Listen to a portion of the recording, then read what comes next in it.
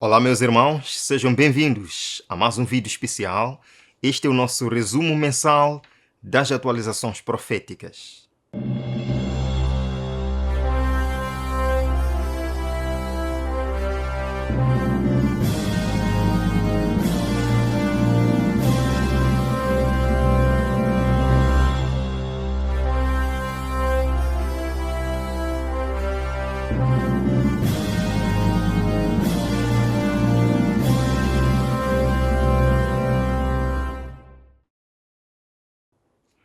Irmãos, ao longo deste mês, fevereiro de 2024, nós vimos fatos incríveis.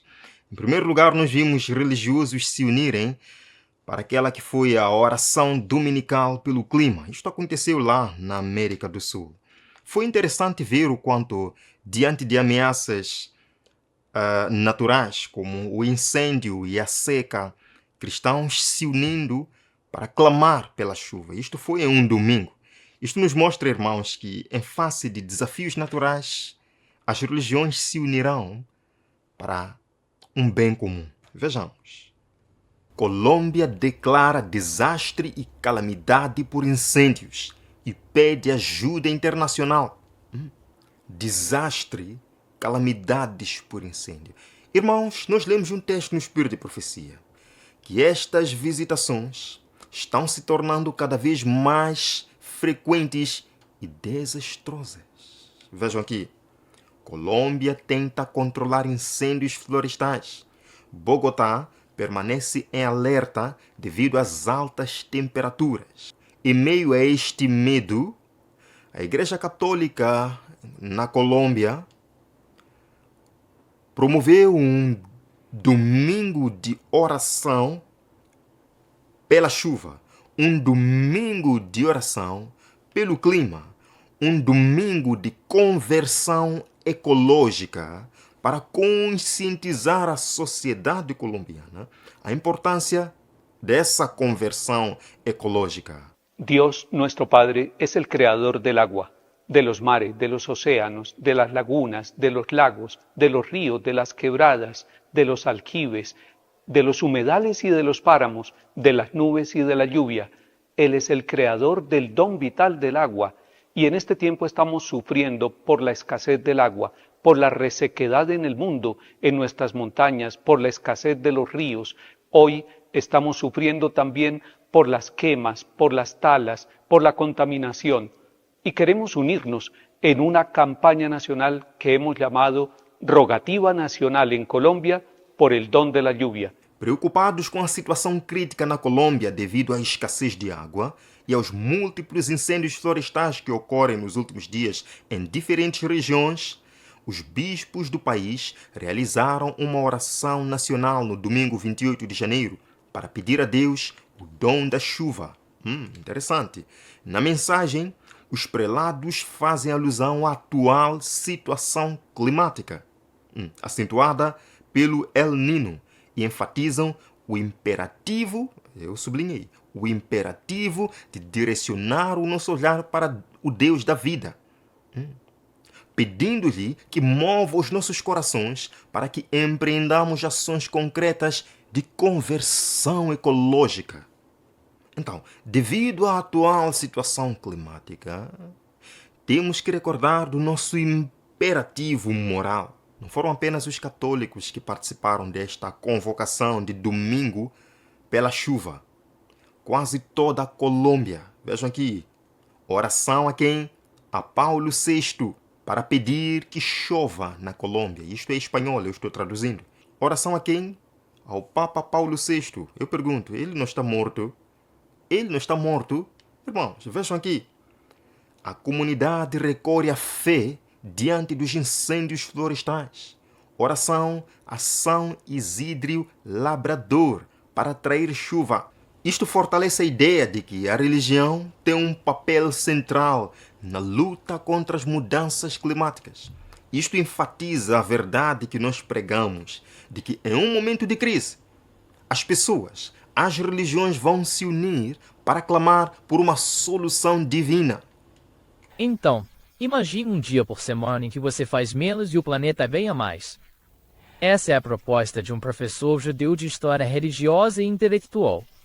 É o chá antigo do Sabá, com uma espécie de toque verde da nova era. Agora, isso não é apenas ficar deitado. É na verdade uma escolha consciente de reduzir nosso impacto ambiental. Nada de checar e-mails, assistir TV ou dirigir por um dia inteiro. Teoricamente, poderíamos reduzir nossas emissões de carbono a impressionantes 14,3%. Isso é um sétimo da nossa produção semanal desaparecendo sem gastar um centavo ou precisar de nova tecnologia. Então, apenas um dia em 7 em que praticamente eliminamos as emissões. É um ritual antigo com um novo papel em nossa luta contra as mudanças climáticas. Então, o que você acha? Será declarado que os homens estão ofendendo a Deus pela violação do descanso dominical, que este pecado trouxe calamidades, sim, que não cessarão até que a observância do domingo seja estritamente aplicada. E estas coisas não vão melhorar. De acordo com os mais recentes pronunciamentos científicos, nós veremos ainda mais situações semelhantes. Irmãos, vejam aqui. Há algumas horas atrás, isto de hoje, 8 de fevereiro, cientistas informaram que pela primeira vez o mundo excede o limite de 1,5 graus Celsius. Irmãos, e só para vocês terem uma ideia do que significa ultrapassar 1,5 graus Celsius, de acordo com os próprios cientistas, isto implica eventos climáticos extremos, como ondas de calor, tempestades, inundações e secas prolongadas. Derretimento do gelo polar. Isso levaria ao aumento do nível do mar, que pode ocasionar facilmente tsunamis. Extinção de espécies e perda da biodiversidade. Riscos para a produção agrícola devido à escassez de água e pragas. Diminuição da qualidade do ar, principalmente nas grandes cidades. O aumento de doenças infecciosas. Migrações forçadas. Tudo isto seria o cenário deste aumento de 1,5 graus que os cientistas agora vêm dizer que parece que já começamos a atingir esse limite. Vejam aqui, irmãos, 8 de fevereiro de 2024.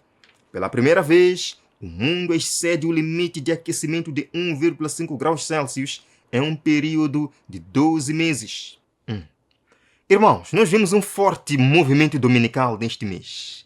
Desde aquele documentário que foi lançado e a América toda quase está vendo, as propostas que várias entidades religiosas vêm apresentando nas redes de comunicação, inclusive na própria Fox News, argumentos favoráveis para um dia de descanso comum. Vejam só. A revista católica US Magazine publicou uma informação falando sobre o renascimento do descanso dominical e a necessidade de observar este dia coletivamente para que a comunidade possa cultivar uma ordem social justa e unida. Interessante.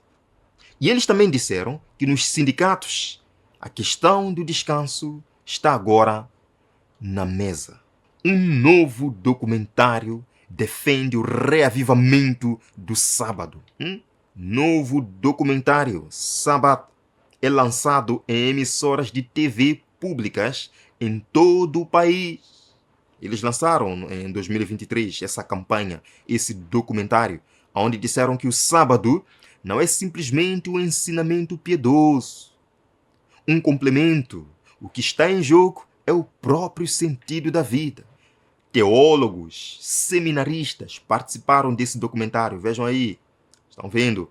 Padres, bispos, teólogos, professores de universidade participaram desse documentário, falando sobre o sábado, a necessidade que a sociedade tem de um dia de descanso. Irmãos, a Fox News, um canal conservador de notícias dos Estados Unidos que aborda política principalmente, com uma vasta audiência, publicou uma manchete em 18 de fevereiro sugerindo que aproveitemos o domingo para aprofundar nossa ligação com Deus.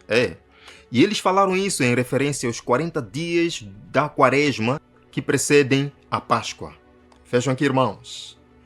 No primeiro domingo da Quaresma, faça mudanças sábias para ajudar no seu relacionamento com Deus, diz o pastor de Washington. Vejam aqui, irmãos, a CBN, que é a rede cristã de radiodifusão, que alcança milhões de telespectadores através de seu conteúdo online, canais de mídia. Em 18 de fevereiro também, parece que eles combinaram o mesmo dia, em 18 de fevereiro, fez uma publicação enfatizando a necessidade de combater a mentalidade americana de pressa, a mentalidade de estresse, a mentalidade de ocupação. Vejam aqui, irmãos, deleite-se no sábado. E mais uma vez, quando eles falam sobre o sábado, estão procurando confundir a mente das pessoas, atrapalhar as pessoas. O que eles querem dizer, na verdade, é o domingo. Vejam aqui, amigos, eles dizem: algumas pessoas caem na mentalidade americana da pressa, estresse e ocupação, confiando no seu trabalho árduo, em vez de equilibrar trabalho com descanso e refrescamento. Eles dizem que mas a palavra de Deus é muito clara sobre a importância do descanso. Em vez de ir apenas à igreja no domingo, vejam, irmãos, já não é sábado que eles estão falando aqui. Mudaram as coisas de repente. Em vez de ir apenas à igreja no domingo, vamos nos esforçar para entrar verdadeiramente naquele descanso de sábado. Meus amados irmãos, é uma confusão que eles estão aqui fazendo. Estão falando do sábado ou estão falando do domingo? Vejam, faça com que seja um dia para nos concentrarmos e nos deleitarmos no Senhor em tudo que fazemos. Em 15 de fevereiro, a Arquidiocese Católica de Vancouver afirmou que o domingo foi o dia original para a família. Interessante. Vejam aqui, irmãos. Lembra quando todo domingo era o dia da família? Lembra quando todo domingo era o dia da família? Só que agora, a World News Group, que é uma revista quinzenal publicada por protestantes evangélicos americanos, no dia 14 de fevereiro, publicou uma defesa à empresa Chick-fil-A, pedindo o direito das empresas fecharem no domingo. E esta revista protestante, irmãos, argumentou que nenhum negócio deveria estar aberto no domingo, porque isso vai contra o texto, vai contra a tradição e vai contra a natureza. A publicação chegou ao ponto de lamentar o fato de que as legislaturas americanas já não estão a proteger o domingo como dia de descanso, como acontecia nos anos passados. E a revista chama o domingo de bem histórico e social para a nação americana, brincando de galinha com o dia do Senhor. Irmão, está claro o que esta revista protestante quer aqui, porque eles começam a sua abordagem fazendo uma referência ao Tribunal de Apelações do final do século XIX, em Nova York, que manteve as restrições comerciais aos domingos. E eles começam citando esse Tribunal de Apelações, dizendo: o sábado cristão é uma das instituições civis do Estado, e que o legislador, com o propósito de promover o que, irmãos? O bem-estar moral e físico do povo e a paz, tranquilidade e boa ordem da sociedade, tem autoridade para regular a sua observância e impedir a sua profanação por qualquer legislação apropriada.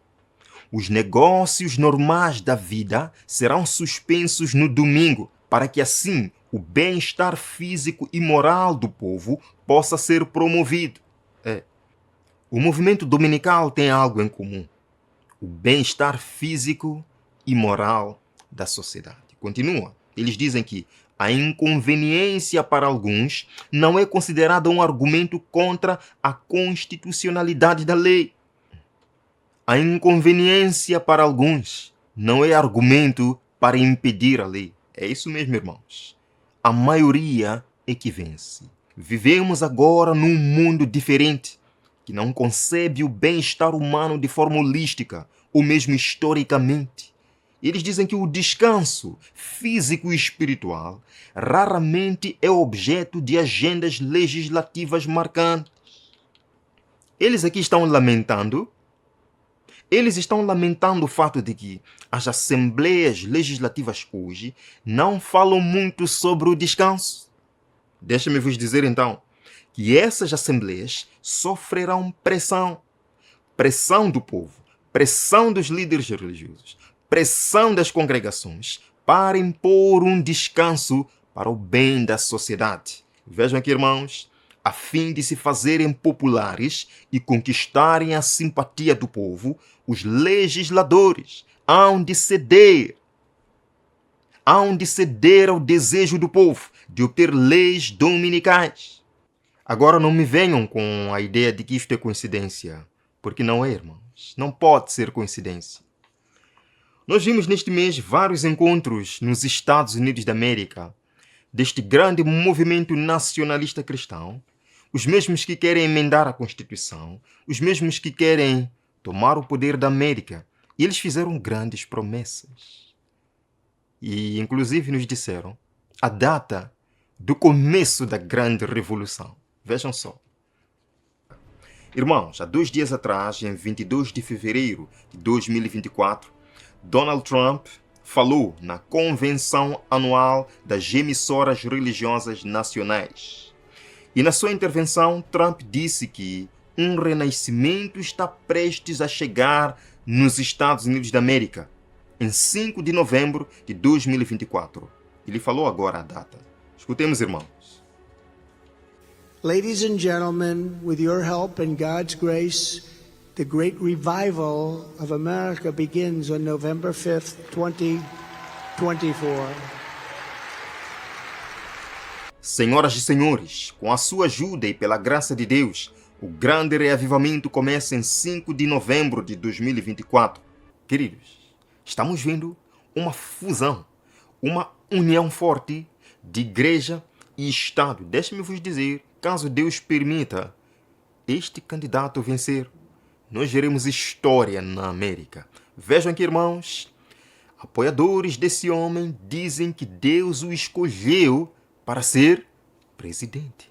Isto aqui é de alguns anos atrás, mas é o mesmo candidato e hoje ele está recebendo muito mais apoio evangélico, protestante, americano. Vejam, irmãos, é dito, acho que Deus às vezes coloca pessoas para lições e às vezes coloca pessoas para mudanças.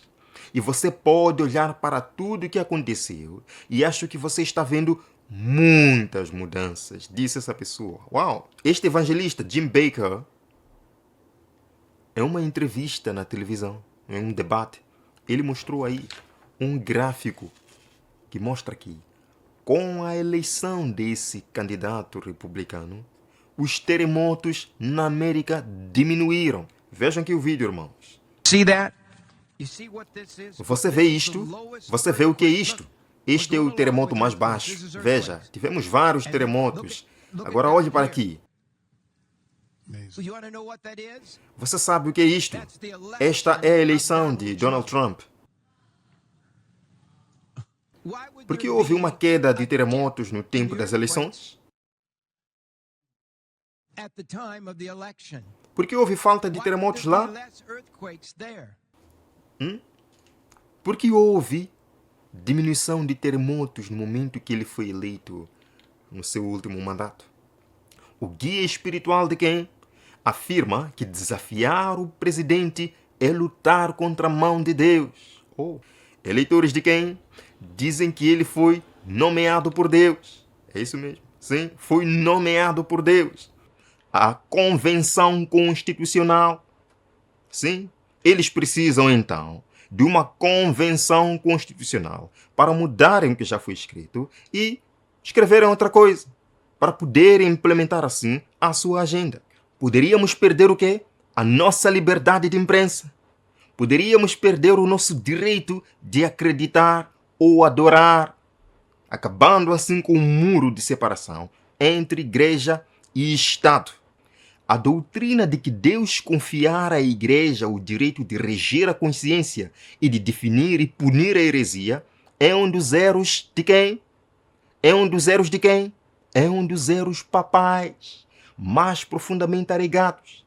O que estamos vendo na América agora é uma formação da imagem da besta. We decree and declare that America's executive branch of government will honor God and defend the Constitution.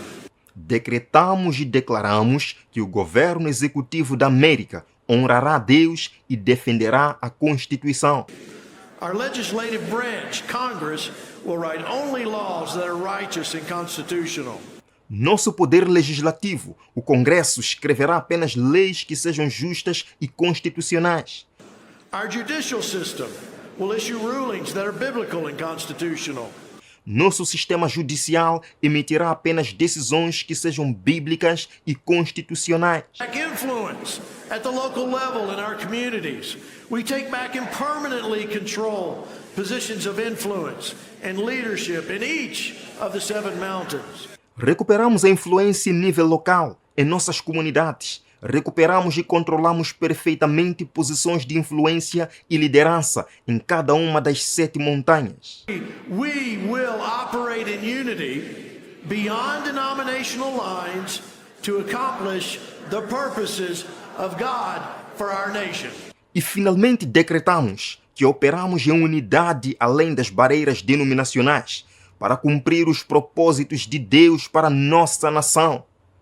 Então, as igrejas estão unidas na América para cumprir os propósitos de Deus, conforme eles dizem. Isto é muito parecido com a declaração de Ellen White no livro Grande Conflito, página 445, quando as principais igrejas dos Estados Unidos, ligando-se, unindo-se em pontos de doutrinas que lhes são comuns, fizeram o que, irmãos? Influenciaram o Estado para que imponha seus decretos e lhes apoie as instituições. A América protestante terá então formado o quê? Uma imagem da besta, da primeira besta. E vocês percebem que isto está sendo encabeçado pelo mesmo movimento, com nomes diferentes, mas é o mesmo movimento. E eles querem o mesmo objetivo. Projeto 2025, Nacionalistas Cristãos, Heritage Foundation, o movimento republicano para tomar o poder da América. É tudo a mesma coisa agora. E se Deus permitir, irmãos, nós veremos coisas estranhas. Nós vimos ao longo deste mês uma grande influência papal no mundo. Eu não consegui apresentar tudo, mas vimos, por exemplo, o Papa sendo aclamado como o melhor defensor do trabalho digno. Veja, irmãos. Se encuadra esta visita en el entendimiento de que el Papa Francisco es el mejor embajador del trabajo decente en el mundo. La reducción de la jornada laboral. Como saben ustedes, esto le ocupa y lo defiende el Papa Francisco y hemos tenido una larga conversación sobre la necesidad del tiempo de vida, del tiempo de descanso y del tiempo de trabajo. Bueno, primero porque el Papa juega políticamente. Es decir, es un Papa donde tiene fuerte injerencia política. Ha demostrado además una gran afinidad con dictadores como Castro o como con Maduro. Es decir, está del lado de dictaduras sangrientas. Bem, primeiro porque o Papa brinca politicamente. Isso quer dizer que ele é um Papa que tem forte interferência política. Também tem demonstrado uma grande afinidade com ditadores como Castro, como Maduro.